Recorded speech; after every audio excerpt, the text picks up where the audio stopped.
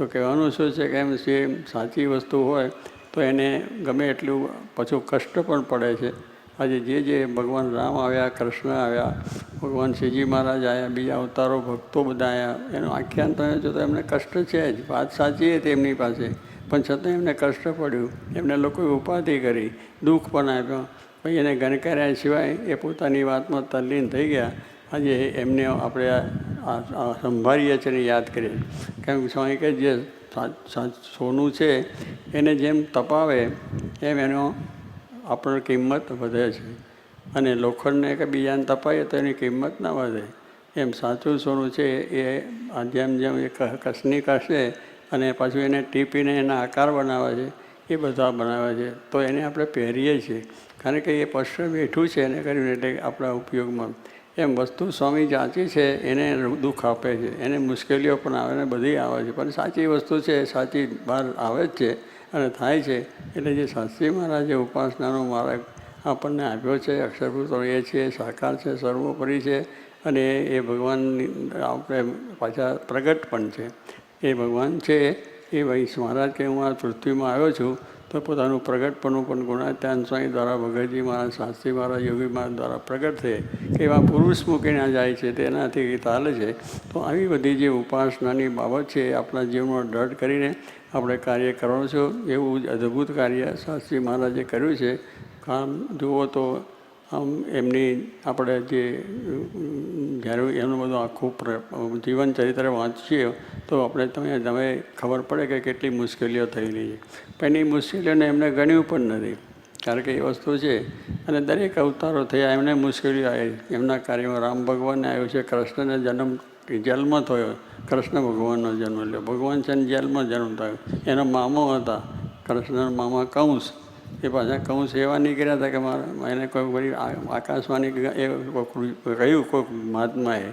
અત્યારે તો આપણે જો ને એમાં વહેમમાં બહુ પડીએ છીએ કે આપણે કંઈક થાય ને એટલે કોઈકને બીજાને પૂછીએ, ત્રીજાને પૂછીએ, પછી ભુવાને પૂછીએ, પછી બધા વૈદ્યોને પૂછીએ, બધા ઘણા જ્યોતિષોને બીજા તે પૂછપૂછ કરીએ છીએ, બધી એમાંથી કશું પડતું નથી.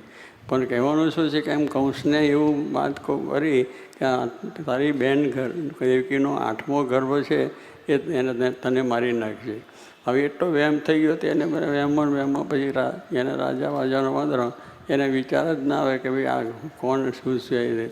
એટલે એને બધું થયું કે આવું છે એટલે કરવું છું. અને પેલા એક કોઈ કહ્યું કે 8મા ગર્ભ સુધી તું રાહ જોઈશ નહીં. ફરી બીજો પાછો મળ્યો ને એવો પાછો એને સાચી વાત કરીને કે આ તો 8મો ગર્ભ છે. તો કે 8મો ગર્ભ તો પહેલેથી ગણો તોય 8 થાય, છેલ્લેથી ગણો તોય 8 થાય. એટલે તારે 8મો ગર્ભ ત્યારે શું થશે માટે તું પહેલેથી જ કર. એટલે પછી એને પહેલેથી જ એનો જન્મ થાય. એ છોકરાઓ મારી નાખ્યા. કૃષ્ણનો જન્મ ભગવાન ન થાય, પણ ભગવાન કોઈના હાથમાં આવે એવા છે? ભગવાન તો કોઈના હાથમાં આવી શકે એવા નથી, કોઈની કલ્પનામાં આવી શકે એવા નથી. ભગવાનને ત્યાં જન્મ થયો અને દરવાજા આખા એના જેલના હતા એકદમ ઉઘડી ગયા. અને પેલા હતા જે કે પેલા શું કહેવાય સાચવનારા કહેવાય શરીરદારો અરે ચોકીદારો એ પણ ઊંઘી ગયા લ્યો. પેલાને પેલા દરવાજા ખુલી ગયા. બીજું એને ગમે એટલી ચોકી મૂકી, ગમે એટલે એને બધા વ્યવસ્થા કરી તો દરવાજા ખુલી ગયા. અને ભગવાન એમના પિતાજી ત્યાં ગોકુળમાં મૂકી આવ્યા છે. વાત સાંભળીએ છીએ આપણે. એટલે કહેવાનું શું છે કે ભગવાનની કળાને કોઈ પહોંચી શકે એવું નથી. પણ એવું બધું થયું છે. એમ ભગવાન રામને પણ થયું અને આપણે ભગવાન શ્રીજી મહારાજને પણ મોટા સર્વોપરી ભગવાન બીજી ત્રીજી વાતો છે તો એમને પણ કરવું પડ્યું. એમને આ ગઢડાનું મંદિર કરતાં ઘણી મુશ્કેલીઓ થઈ જાય. એટલે કહેવાનું શું છે કે ગઢડાની અંદર જ્યારે મંદિર થયું ત્યારે વિરોધીઓ તો હોય, ગમે ત્યાં હોય તો વિરોધ તો કરતા જ હોય છે. એટલે કર્યું આ ભાવનગર ઠાકોર સાહેબને કહેવડાવી દીધું કે અહીંયા આગળ જે કરે છે એમાં એ સ્વામિનારાયણ તો બધા પોલીસ અને પેલા બીજા માણસો એવા રાખવાના છે અને તમારું બધું રાજ લઈ લેશે ને એવી બધી એમની કળા છે. એટલે ખોટું સાચું ભર્યું એટલે કેટલાક ભજવનાર તો કોણ હતા? પિતરાઈ સમજે ને, રાઈને જેમ કરો એમ આમ ચડે, માથું ચડી જાય આપણું. એમ પિતરાઈની અંદર આ બધા ડખા હોય તેમાં એ થયા છે. પણ એ બધું થયું અને પેલાને કહ્યું કે આવું છે અને આ સ્વામિનારાયણ બધું લશ્કર ત્યાં રાખશે, પેલા કોટલા કર્યા છે તે આમાં બધું થઈ જાય ને તમારું ગરડું લે છે ને આખું રાજ થઈ લે છે. એટલે એની ઉપાધિ બધી કરેલી અને બધા પોલીસને બી થયું. મહારાજે મંદિર કર્યું મંદિર પધરાવવાનું હતું ઠાકોરજીને, ત્યારે તે વખતે જ પેલા લોકોએ આ ઉપાધિ કરેલી. પછી મહારાજ જેવા ભગવાન સાક્ષાત છે એમને પણ ત્યાંથી ગઢડાથી નીકળી જવું પડ્યું. હવે આપણે જોઈએ કે ભગવાન થઈને ભગવાને કેમ બીક લાગી? આપણે પાછું એવું માણસની દ્રષ્ટિએ જોઈએ ને, પણ એની કળા અનંત છે. એ તો બીવે ખરા, ભય પણ બતાવે, રડે પણ ખરા, આંસુડાએ પાડે અને કેટલી જાતના તિરક કરે, પણ છતાં એનું કાર્ય જુદું છે, એ બધાથી પર છે. તો કહેવાનું શું છે કે એમ ત્યાંથી મહારાજને નીકળી જવું પડ્યું. અને પછી નિત્યાનંદ સ્વામી ત્યાં મહારાજ ત્યાં આગળ પહોંચ્યા રાજાવાવ સુધી. નગારું વાગ્યું, ભગવાન બેઠા, મહારાજ કહેવા ગોપીનાથ દેવ બેઠા ને આપણે કામ થઈ ગયું. એટલે કહેવાનું આવું તો થયા જ કરે છે. એટલે એવું નથી શાસ્ત્રી મહારાજ થયું છે ને એમણે મહારાજના વખતમાં થયું છે ને આગળના અવતારોએ થયું છે ને ભક્તો એટલે કસોટી દરેકની હોય છે. કસોટી હોય એનાની કિંમત છે. એમ આપણે જે ભક્તોનું પણ જેમ જેમ દુઃખ આવે, સુખ આવે કે જે આવે એ બધી કસોટીમાં પણ આપણી ધીરજ, આપણી હિંમત, આપણી નિષ્ઠા, આપણી સમજણ દ્રઢ રહેવી જ જોઈએ. એમાં જરાય ફેરફાર થવો ના જોઈએ કે આપણે કરી લેવાનું છે. તો આવી રીતનો આપણો અવસર આવ્યો રણ રમવાતનો, કે અવસર આવ્યો છે. આપણે રણમાં જ્યારે લડવું હોય ત્યારે જે લડવૈયા હોય એ કંઈ આપણા લડવૈયા જાય છે લડવા માટે, ત્યારે શું એ કંઈ આમ કરીને આવે, પાછા આવે?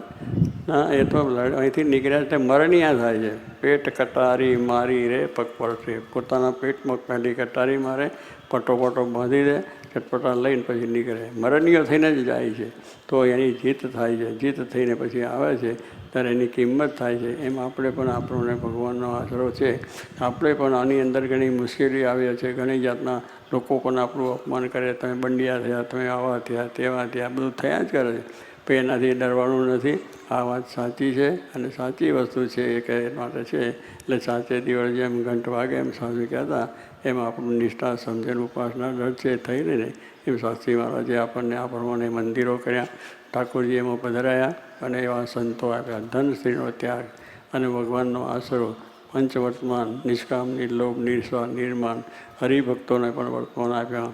એને શિક્ષાપત્રી લખી છે, કેટલું સરસ છે. એના નિયમ જે આપ્યા છે, નિયમમાં જેટલા રહીએ એટલું આપણું થાય. નિયમ જો થઈ જાય તો પછી આગળ થઈ જાય. એટલે દરેક વસ્તુના નિયમ એટલે આપણે આપણા શારીરિક નિયમો છે અને વ્યવહારિક નિયમો છે, ધંધાકીય નિયમો છે. દોય કાર્ય કરો તો એના નિયમ કરવા જ પડે છે.